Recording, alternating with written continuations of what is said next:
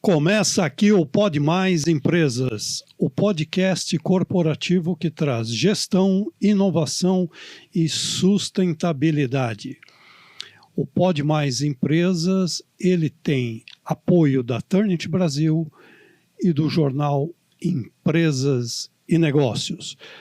Hoje o nosso tema vai ser mercado imobiliário e sustentabilidade.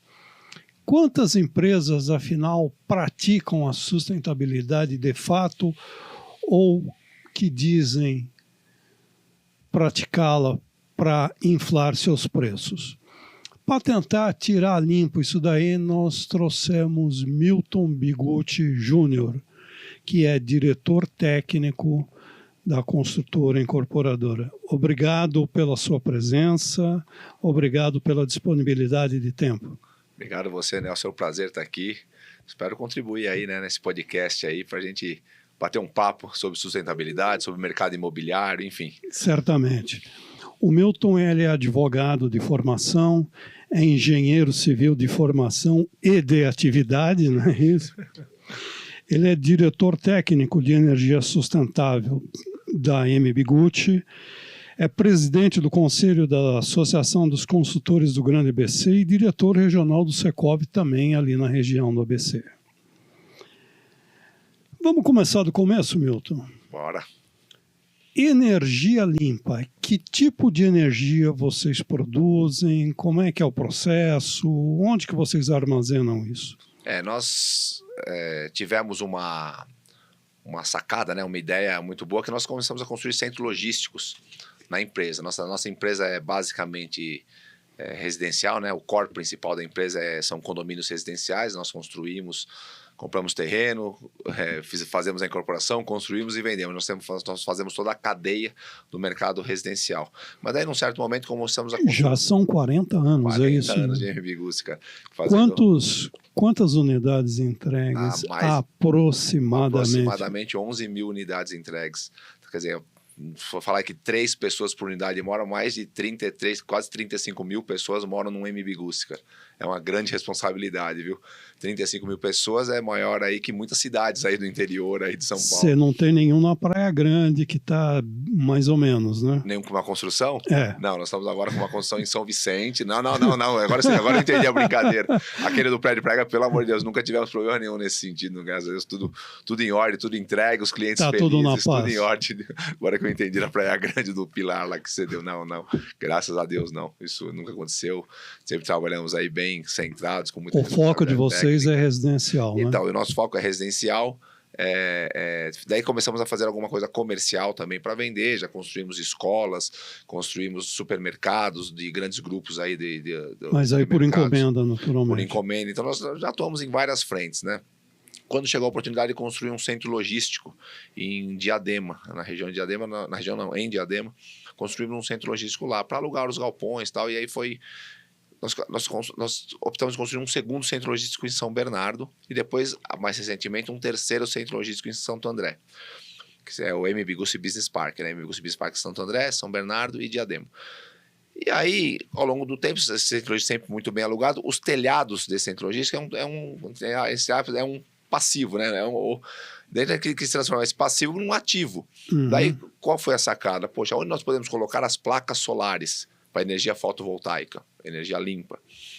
Um terreno na região da metropolitana é muito caro. Você coloca essas placas fotovoltaicas no terreno, fica muito caro. Além de você ter um custo operacional muito alto, segurança, para não roubarem os seus fios, entendeu? Os seus cabos, porque hoje em dia você tem que ter tudo isso aí. Sim, especialmente num centro tão populoso, fica mais difícil ainda, né? Eu falei, eu já tenho o centro logístico da empresa. Por que não vamos utilizar esse telhado? O pessoal já está alugando a parte de baixo, que são os galpões. Vamos utilizar esse telhado para colocar as placas voltaicas em cima desse telhado. E são muito grandes os telhados. Eu tenho em Diadema 26 mil metros quadrados de área.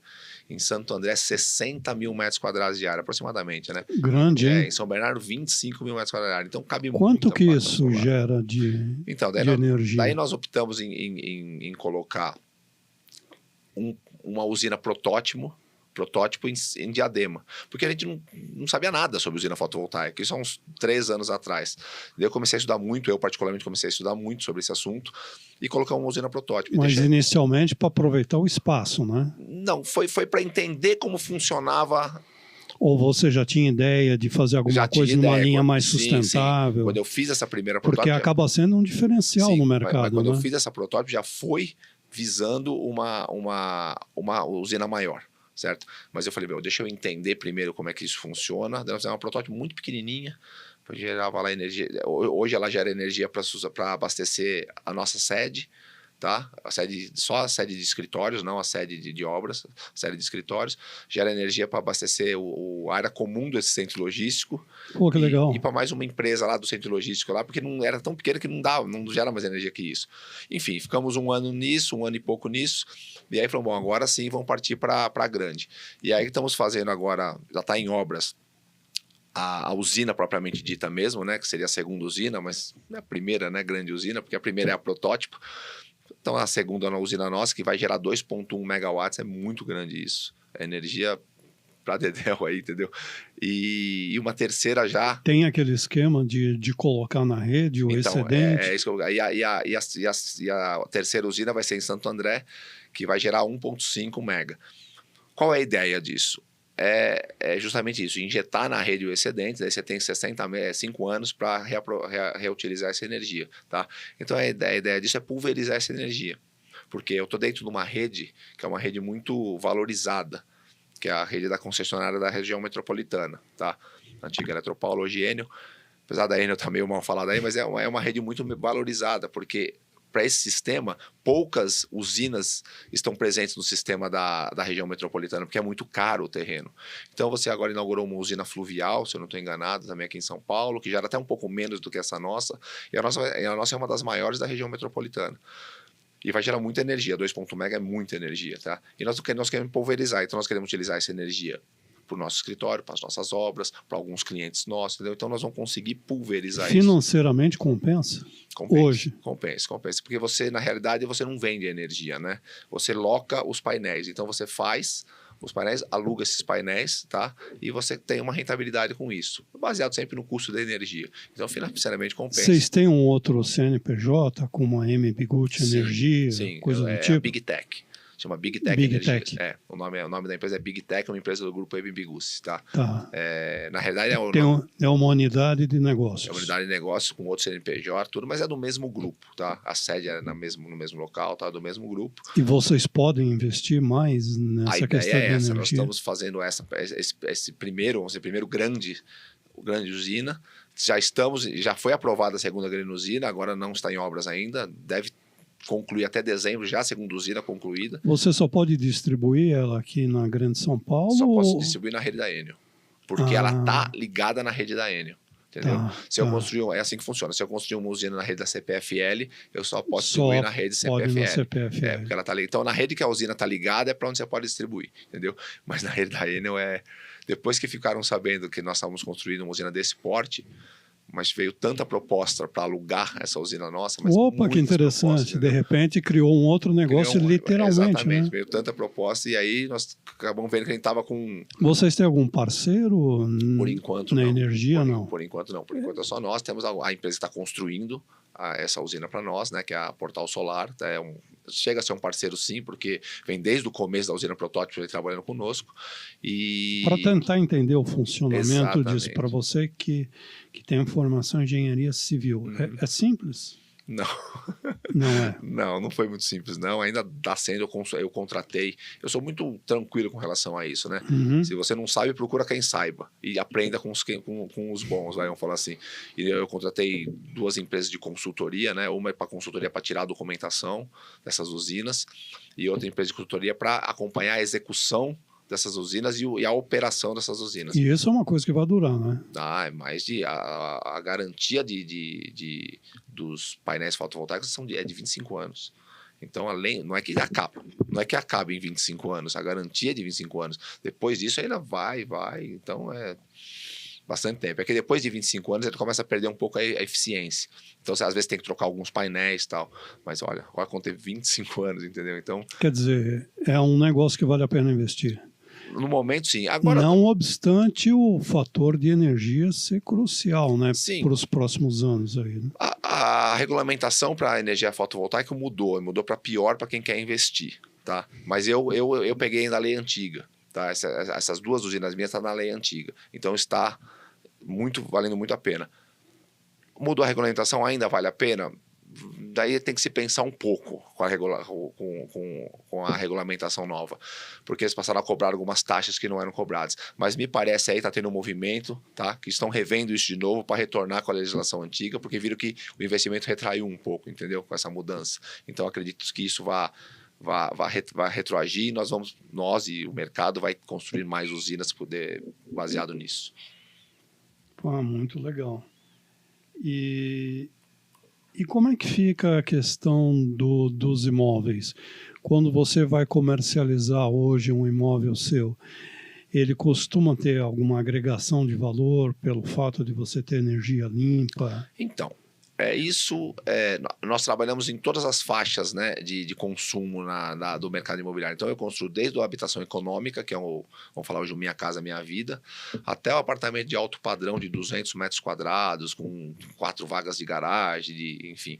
Então nós construímos todo o leque, nós não somos especializados em nenhum nicho de mercado, assim, com relação ao residencial. Nós construímos desde o Minha Casa Minha Vida, hoje eu tenho obras em execução do Minha Casa Minha Vida, do classe média baixa, classe média alta e classe alta. Então, ele é bem diversificado, então. Isso, então é bem diferente os mercados. E em alguns casos, principalmente na média baixa e econômico, ainda não é perceptível isso para o cliente. O cliente não se importa muito com isso. Infelizmente, né? Não se importa muito com isso, porque o cliente quer saber muito de preço. Se ele pagar R$1.000 mais barato, para ele está tudo certo. Tá. Então, nós temos o nosso sistema Big Vida, que é um sistema da empresa, não é do produto. Então, nós utilizamos ele em todos os produtos da empresa, tá? Mas alguns produtos você pode colocar algo a mais, outros não, porque não é perceptível ao cliente. Mesmo no produto econômico, nós temos muita coisa sustentável colocar no produto econômico. Mas isso o marketing tenta aproveitar, mas a gente observa que ainda não gera valor, por incrível que pareça. Quer dizer, é um processo ainda embrionário. Ainda embrionário, infelizmente. E para o cliente também, mais de alto padrão, até gera um pouco de valor, mas também não é fator decisivo, muito pelo contrário. É um plus a mais, só que tem. Mas, infelizmente, também, se o vizinho tiver Mas isso é coisa do mercado imobiliário? É coisa do mercado imobiliário residencial. Do Brasil? Não, no Brasil eu estou falando, né? O mercado imobiliário residencial no Brasil é assim. O mercado comercial já é um pouco diferente. Os galpões que abrigam grandes empresas, às vezes multinacionais, aí sim eles já pedem algo mais. Você tem reuso de água, você tem energia limpa aqui, daí isso sim agrega valor. Já tem maturidade, né? Para poder te exigir esse agora, tipo o cliente brasileiro, eu falo brasileiro porque a gente conhece o mercado brasileiro, ele não está ainda, o cliente pessoa física, eu estou generalizando aqui, claro, mas a maioria ainda não se preocupa muito com isso, isso não tem agregado muito valor, infelizmente não tem agregado muito valor. E você acha que isso daí demora ainda? Não, agrega valor, sabe quando? Quando você fala, olha, você vai economizar na sua taxa condominial, por exemplo, aí beleza, entendeu? Opa, deixa eu entender melhor isso. Sim. Então quando mexe no bolso, agrega valor, entendeu? Agora se for algo que não vai influenciar muito, é difícil você utilizar isso como fator decisivo de compra do cliente. Algumas vezes acontece, mas não é fator decisivo, não. Não chega a ser. Né? Isso só vai melhorar com a maturidade mesmo, né? Com o tempo, né? Com o tempo, com as verificações. Já está bem melhor do que há 20 anos atrás, né? Quando eu estava vendo outro dia com meu filho, está fazendo a mesma faculdade que eu hoje, eu estava vendo as matérias dele, as que eu tinha, né? Há 26 anos, 27 anos atrás. E eu tinha ecologia, né? Hoje não tem mais ecologia, né? Hoje que interessante. Então, já está bem mais maduro do que isso. As coisas já estão bem mais maduras. Mas ainda temos muito a caminhar aí pela frente. Vocês têm uma preocupação com, digamos assim, um ecossistema, né? De trabalho lá. Tanto que tem o chamado espaço caminhoneira. Sim. Isso... Até onde eu sei, me parece que é uma coisa inovadora, né? Foi uma novidade, aí foi um colaborador nosso lá, o nosso engenheiro, ele é engenheiro de produção, inclusive, o Leandro, e ele trouxe essa ideia para dentro da empresa. Nós temos um programa na empresa que chama Big Ideias. A gente brinca, nós temos os bigs da MB Gucci, né? Então é o Big Vizinhança. Não é nada, o Big não quer dizer grande, né? É o Big de Bigucci, né? Então é o Big Vizinhança, que trata os vizinhos em torno da obra. É o Big Vida, que trata da parte ambiental. O Big Riso, que é a nossa parte social, tá? O Big Ideias, que é esse que eu vou comentar agora. E o outro é o Big Conhecimento, que é em relação a que ele tem uma parceria com as universidades, o pessoal... Big Mac não tem. Não, Big Mac não tem. Mas o Big Riso faz o Mac Dia Feliz lá, que é o nosso programa de responsabilidade social. E o Big Ideias, os colaboradores trazem ideias aleatórias, brainstorm, para dentro da empresa. Então, um dia a gente vai lá, não tem... Eles são incentivados Isso, a não tem... Não, tem um dia específico para isso. A gente cria lá uma reunião que não é uma reunião. É um dia que vai lá, não tem chefe, não tem líder, não tem nada. Fica todo mundo lá tomando café da manhã e começa a falar, bom, vamos lá. Daí sobe alguém lá na lousa e fica Pensei isso. Queria falar sobre aquilo. Isso, ele compila tal. E essa foi uma das ideias. E ele trouxe, porque a esposa dele trabalha na Mercedes-Benz. E a Mercedes-Benz tem um programa que chama A Voz Delas. A Mercedes-Benz. O que é? É dar um espaço para a mulher caminhoneira e para as cristais, que são as esposas dos caminhoneiros. Porque diz que chega nos centros logísticos ou num posto de gasolina e tal, elas não têm onde tomar banho, não têm o que fazer, entendeu? Ele trouxe para nós procuramos a Mercedes-Benz e fizemos uma parceria com a Mercedes-Benz. Então, que legal. A MB Gucci e a Mercedes-Benz fez uma parceria e nós criamos o Espaço Caminhoneira. E isso daí fica onde? Fica nos nossos centros logísticos, entendeu? Então, quando chega um caminhão... Todo centro logístico tem um espaço. Hoje só um tem, mas nós estamos criando para os outros dois agora. Que fica onde? Em Santo André. Em Santo André. Nosso Santo André tem, mas agora com o sucesso desse, foi um sucesso. Então nós estamos criando para o de São Bernardo e para o de Diadema. Mas por que não foi criado ainda? Porque como já são empreendimentos prontos de São Bernardo e Diadema, fica um pouco mais difícil de implantar. Eu tenho que mudar algumas áreas lá. Isso é permanente? Permanente. Não é só o canteiro de obra enquanto está... Não, é permanente. Aliás, é pelo contrário, depois está em funcionamento. Por quê? O caminhoneiro chega lá, porque no canteiro de obra, o caminhão entra, descarrega e vai embora. Às vezes, no centro logístico, o caminhoneiro tem que fazer uma pernoite, porque a empresa está fechada, a empresa tem muitas regras de centro logístico, essas empresas multinacionais têm muitas regras também para descarga, para segurança. E a caminhoneira ficava onde? As cristais são as pessoas ficavam aonde? Nós criamos um espaço, tem até espaço para amamentação, espaço fantástico tal, e a Mercedes-Benz virou até um case para a Mercedes-Benz. A Mercedes-Benz até usa o nosso espaço. Aliás, um baita case, né? Virou um case para a Mercedes-Benz que ela usa o nosso exemplo para fomentar outros centros logísticos de outras empresas, para fomentar postos de gasolinas. E quanto custa isso daí por mês para você? Deve por mês nada. Por mês nada, porque nós construímos... na realidade, se eu colocar que seria um valor de aluguel de um espaço, custaria, mas é irrelevante dentro de um centro algo logístico. Nós simplesmente colocamos isso, criamos um espaço, que isso custa, nós construímos, tá? Sim. Teve um valor para construir, sim, mas criou não vou nem falar, não é nem mensurável, mas criou uma exposição positiva da nossa empresa, da nossa marca, do nosso valor que agrega muito legal. É incomensurável. Muito legal mesmo. Então, isso foi uma parceria muito positiva que nós tivemos com uma grande empresa também, que é a Mercedes-Benz, agregou o nome MB Gucci com Mercedes-Benz, foi bem positivo para a nossa empresa e está sendo muito positivo para a utilização. Temos depoimento das caminhoneiras, nossa senhora, tem uma lá que, né, teve uma que a nosso pessoal de imprensa da entrevista até chorou lá, tem gravado isso no YouTube aí, é muito, muito legal. Muito isso legal. É sensacional, nossa, né? Isso aí é gratificante demais, é o que mais vale, né? Fundo é o que vale, né? Vale. Porque o resto vai, vem e vira tudo commodity. Exatamente. Isso não é commodity. Isso é gratificante demais isso. Vamos dar uma paradinha agora para o nosso intervalo. Estamos falando com Milton Bigutti Júnior, da construtora MB Gucci, ele que é diretor técnico. Voltamos já já. O portal Empresas e Negócios traz 45 mil oportunidades. E agora, 45.001. Tamo junto, pode mais. Siga-nos nas redes sociais. E voltamos ao segundo bloco com Milton Bigutti Júnior falando sobre sustentabilidade na construção civil. Júnior, você falava no encerramento do primeiro bloco a respeito da preocupação com o gênero, que as mulheres mal podiam frequentar banheiros quando chegam num posto de gasolina, que não tinha espaço, que tinha uma dificuldade enorme para poder ter um mínimo de acomodação, de cuidados com a própria higiene. Só para a gente terminar de falar aquela questão do espaço caminhoneira, que resultados isso já está trazendo para vocês no âmbito geral? É um resultado fantástico, né? Você tem as mulheres que frequentam os nossos centros logísticos ficam até boquiabertas, né? Falando, nossa, nós nunca vimos isso. Nós temos relatos impressionantes.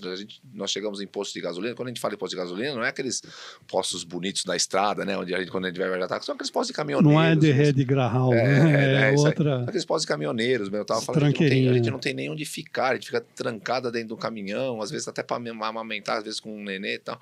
E elas chegam num espaço desse que é um centro logístico, também às vezes tem que pernoitar. E ficam boquiabertas, falam, nossa... Quer dizer, para quem não tinha nada, de repente encontra alguma coisa de qualidade. Né? Realmente de muita qualidade, e isso é muito gratificante para nós.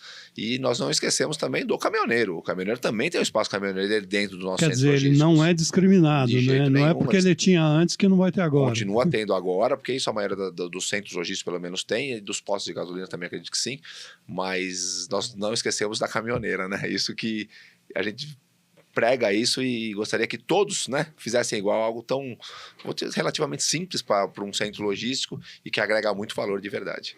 É uma ideia simples, mas extremamente eficaz. Extremamente eficaz. E acho que a mulher que eventualmente tem uma criança junto, ela jamais vai esquecer a experiência, né? Temos alguns relatos desses e isso é muito gratificante mesmo. Vão colecionando porque esses relatos no futuro serão extremamente bem-vindos. Sem dúvida. A questão de resíduo, vamos falar um pouquinho de resíduo, que a gente falou de vários aspectos. Aí é exatamente a sua área, né? Engenharia civil, a questão técnica. Existe um número aproximadamente de quebra de material hoje? Esse número falavam em 50%, em 30 e poucos por cento. Nunca foi muito bem estudado ou comprovado cientificamente esse número, porque é muito difícil você realmente... Você nunca conheceu uma tese de doutorado trazendo isso? Não estou falando que não exista, mas eu nunca verifiquei, assim, que coisa.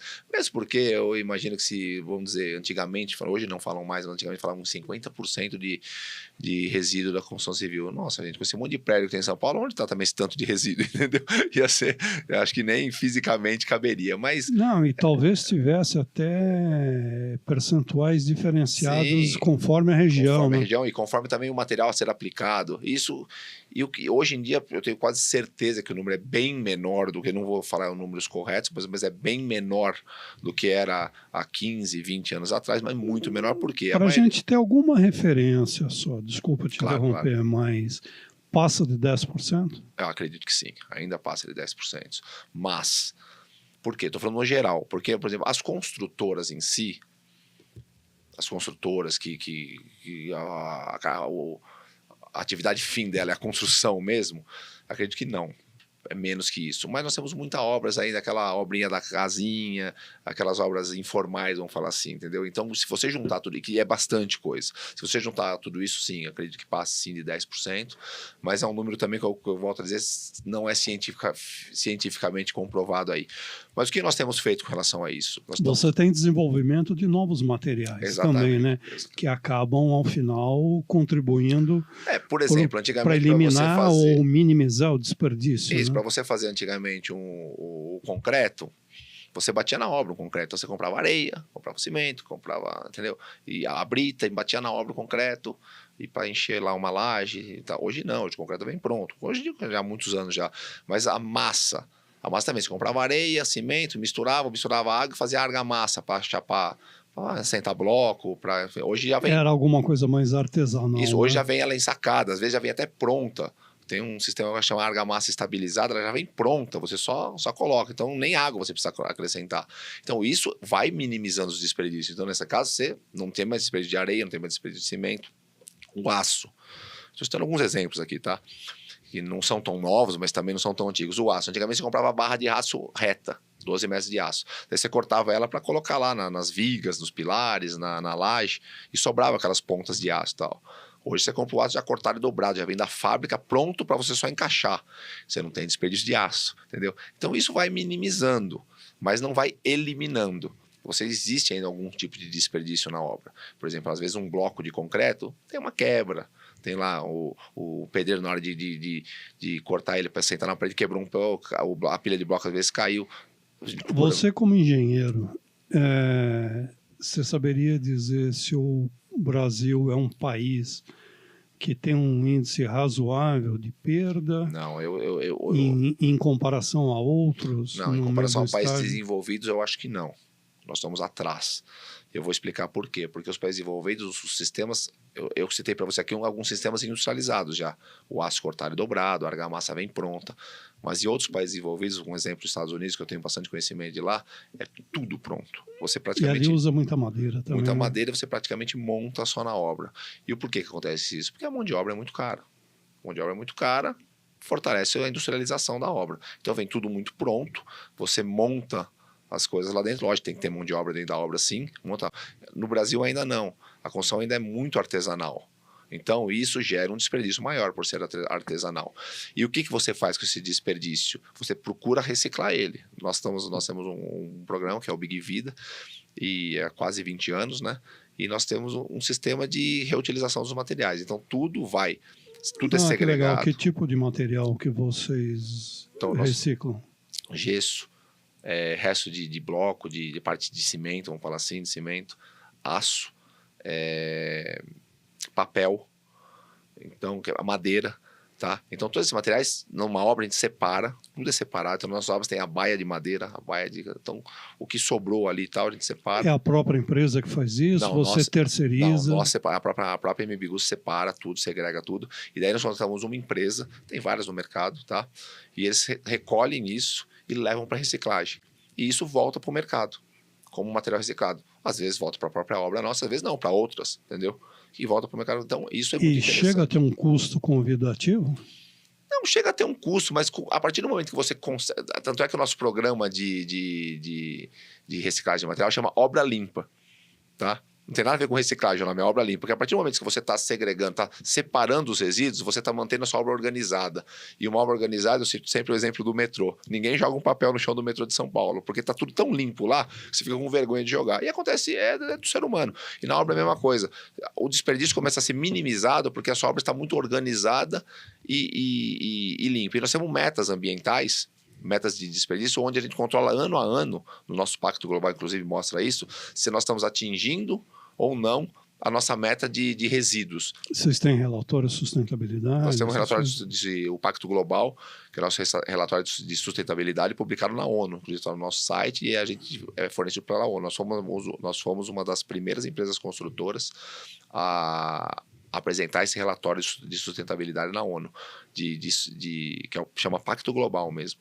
E nesse pacto, além de outras informações, tem nossas metas, a gente chama de metas ambientais. Então, redução de consumo de água, redução não, controle de consumo de água, controle de consumo de energia, controle de resíduos. Vocês já atingiram esse patamar de controle? Nós estamos controlando, e cada ano nós estipulamos uma meta. Sendo transparente, tem ano que nós atingimos, tem ano que a gente não consegue atingir, natural. Mas nós mesmos estipulamos uma meta e a gente procura buscar essa luta constante, né, para atingir as metas, né, porque isso é gratificante também. Essa questão da crise climática pela qual a gente está passando, isso de alguma maneira ela influencia no seu negócio? A construção civil sempre teve uma questão com relação a chuvas, né? Então, tanto é que nas obras tem até um mapa de chuvas lá, não sei nem o nome disso, mas é o mapinha de chuva que a gente chama lá na obra.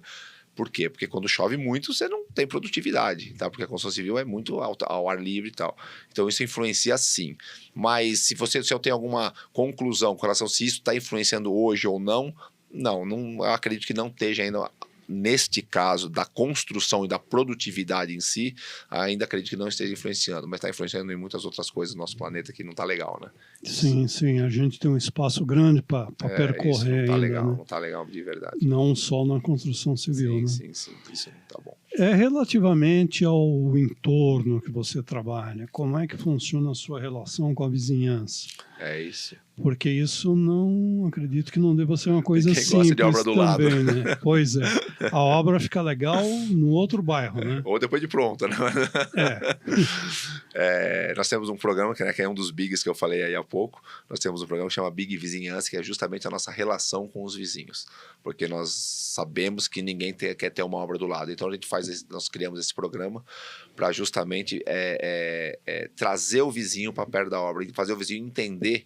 Vocês convidam eles para participar de alguma reunião? Isso, fazer o vizinho entender que aquela obra, num primeiro momento, vai gerar um problema, um incômodo, vamos falar assim, mas no segundo momento vai ser melhor que ter um terreno baldio do lado da casa dele, um terreno onde o imóvel dele vai valorizar. Vai valorizar, exatamente. E de repente ele compra um apartamento seu? Às vezes sim, muitos vizinhos compram, não por causa do programa, mas muitos vizinhos compram porque às vezes tem a filha, quer morar no mesmo bairro, quer morar do lado da mãe, enfim, isso acontece. Mas o programa consiste no mesmo, nós convidamos os vizinhos para uma primeira reunião, para um workshop, para dizer como vai ser a obra, o que vai ser lá, daí fazemos às vezes algumas oficinas. E essa prática tem sido comum há quanto tempo?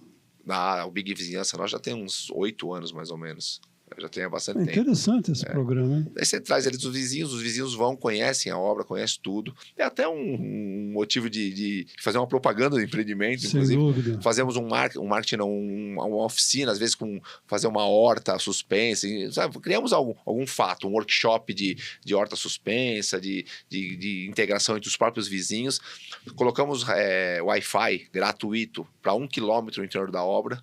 Entendeu? Então, avisamos isso também.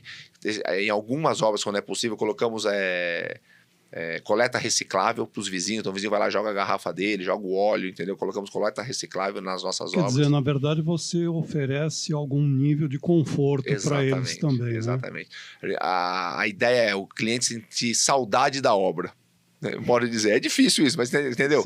Vou fazer o cliente sentir saudade. Falar, pô, quando a obra tinha aquilo, a gente tinha Wi-Fi, a gente tinha coleta reciclável, a gente tinha um contato com o mestre de obras, com o pessoal de obras. Então, isso tem dado muito resultado, tá?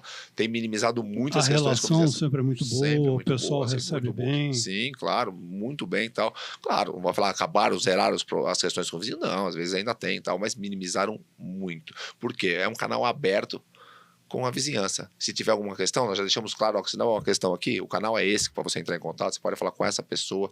Isso foi muito interessante isso. Hoje a construtora ela tem uma pegada social forte? Muito forte, cara, muito forte. Nós temos essa questão do Big Vizinhança, é uma pegada social. Nós temos a parte do Big Riso, que é um sistema criado, um programa criado pela minha irmã Roberta, onde os colaboradores e parceiros nossos, não precisa ser só colaborador, começou com colaboradores, mas hoje parceiros nossos, em algum momento da semana, são dispensados do serviço ou das suas atividades para ir visitar crianças no hospital, todas vestidas de palhaço. Minha irmã tirou essa ideia daquele programa Pat Adams, aquele filme do Robert Williams, acho que é o protagonista. Isso. E isso realmente é muito... Vocês têm alguma relação com Doutores da Alegria aqui? Não. A minha irmã, inclusive, foi convidada pelo Pat Adams verdadeiro, né? Pelo verdadeiro, a fazer um workshop na Rússia. Ela foi, conheceu ele por causa desse programa. Esse programa foi bem reconhecido também. Ele é feito uma vez por mês, é isso? Ele é feito uma vez por semana. Uma vez por semana? Por semana. Então os clientes vão, os colaboradores vão, se vestem de palhaço e vão lá e fazem a alegria, muito parecido com o Doutores da Alegria, que é o mais famoso, né, de todos, mas é muito parecido com os Doutores da Alegria. Além disso, nós temos meu pai fundou um orfanato no ano que eu nasci, há 50 anos atrás, você entendeu? Pô, que legal. Então ele fundou um orfanato e hoje em dia eu sou diretor de patrimônio desse orfanato, que não é só mantido pela MB Gussi, mas nós ajudamos a manter esse orfanato. Ele fica onde? Em São Bernardo, no bairro Assunção, com capacidade para 80 crianças. E não é creche, é orfanato. Então crianças em situação de risco, crianças vão para lá, tem que ficar lá, dormir, enfim. E também isso é muito gratificante, ele direciona todas as nossas forças sociais aí basicamente para esses dois programas. Seu pai está nativo ainda? Está nativa, muito, muito nativo. Meu pai tem 82 anos e muito nativo. Maravilha. Hoje de manhã tivemos reunião de diretoria na empresa e ele estava lá presente na reunião de diretoria, dando os palpites, conversando, dando os palpites. Meu pai tem o que nós temos que aprender com meu pai, Deve com saber tudo, a bagagem só dele. tudo, né, de construção civil. Graças a Deus que ele tá nativo ainda, porque ele ajuda muito a gente lá na parte operacional, na parte, como eu disse, ele não se envolve muito mais na parte operacional, mas na parte estratégica da empresa. Nós não temos essa figura lá dentro, mas ele é como se fosse um grande conselheiro da empresa, entendeu? Então, e graças a Deus que ele tá nativo, porque ele ajuda muito a gente nas decisões da empresa, muito, muito, muito mesmo. E como é que está a questão de mão de obra para o setor da construção civil no Brasil hoje? Muito complicada. Nós tivemos um problema em 2007, 2012, na época do boom imobiliário, não sei se muitas pessoas vão lembrar disso, que faltou mão de obra, aquela loucura, todo mundo construindo para todo lado, quem construía vendia, enfim. E aí teve até nos Estados Unidos, que logo em seguida veio a crise do subprime. Exatamente. Daí, aqui no Brasil, tivemos essa questão, daí foi uma discussão enorme, eu cheguei a dar algumas palestras sobre quantos engenheiros eram formados na época, e tinha que ter mais engenheiros, mais qualificação pelo Senai, enfim, e beleza. E aí as coisas aconteceram. O que falta? Engenheiro civil, eletricista? Então, falta tudo. Falta tudo. O que acontece? Chegou num certo momento, foi só que agora é outra questão, não é nem formação, está faltando tudo. O engenheiro acho que é o que menos está faltando, de verdade. Mas agora, a mão de obra mesmo de campo, o pedreiro, o servente, o eletricista, o gesseiro, o azulejista, é muito complicado. O carpinteiro, então, e o mestre de obras é mosca ato de branca. luxo. Então, mas por que aconteceu? Então, nós chegamos à conclusão, a gente discute muito isso nos setores, né? Eu faço parte do Secov, do Sinduscom, Associação dos Construtores do Grande ABC, a SIG ABC. É muito discutido isso. O que acontece é o seguinte, você não consegue enxergar hoje, basicamente falando, o filho do pedreiro não quer ser pedreiro, entendeu? O filho do carpinteiro não quer ser carpinteiro. E a gente quer entender o motivo disso. Porque não é por questões financeiras. Porque... Parece que é uma situação semelhante que está acontecendo com o caminhoneiro, né? Então, exatamente. O filho... Porque agora fala assim, mas é uma questão financeira? Não. Porque se essas pessoas forem analisar financeiramente, hoje um pedreiro ganha muito dinheiro se o cara for um bom pedreiro. Um carpinteiro ganha muito dinheiro se for um bom carpinteiro. Quando eu digo muito dinheiro, em relação ao padrão da média salarial do brasileiro, é muito alto, entendeu? E às vezes, eu não sei se é por questão de cultura, não sei, o camarada prefere ser Uber ou ser youtuber, sei lá, entendeu? Alguma coisa nesse sentido, e não tem essa formação. Então nós estamos criando, tem até uma comissão no sindicato, no Secov, no Sinduscom, para criar um fato, até de marketing mesmo, para demonstrar que essa profissão não é uma profissão, é uma boa profissão. Não é uma profissão marginalizada, exatamente, ao contrário. Essa é a palavra. Ela pode e deve ser valorizada. Valorizada. Né? Existem mestres de obras e muitos que ganham muito mais que engenheiro. Pela sua expertise. Que ganham muito mais que engenheiro. Mestre de obras, entendeu? E você não consegue arrumar. Então tá tendo uma competição meio árdua aí no mercado, e o que está favorecendo, por outro lado, a industrialização da construção civil, o que é bom. A industrialização é bom, porque você evita desperdício, você agrega mais valor, você evita, às vezes, algumas falhas na construção, porque você tem menos mão de obra, porque mão de obra pode falhar. Então você só monta, às vezes, então isso também, por um lado, é bom, mas encarece o produto. Então, quer dizer, é algo que nós temos que passar. Eu acho que com certeza os países desenvolvidos até hoje passaram por isso que se industrializaram mais do que o Brasil por enquanto, mas está acontecendo. Ok. E já chegamos ao fim. Veja como é rapidinho, né? Quando o papo é sustentável, a coisa rola numa velocidade espantosa. Bem parece. Milton Bigutti Júnior, que é diretor técnico da consultora M. Bigutti, nos deu o prazer da sua presença e veio aqui nos comprovar que realmente é possível e desejável uma empresa da área de construção civil ser sustentável, não é isso? Muito obrigado, Nelson. Eu fico à disposição para esse assunto, para outros assuntos aí que nós podemos conversar. E o tempo realmente passou rápido para nós aqui. Espero que para os ouvintes também. A conversa foi boa. Conversa muito boa, muito agradável. Obrigado e parabéns. Muito obrigado pela sua presença. Obrigado a todos pela participação. E continue com a gente, que tem logo mais empresas. Muito bom. Cara...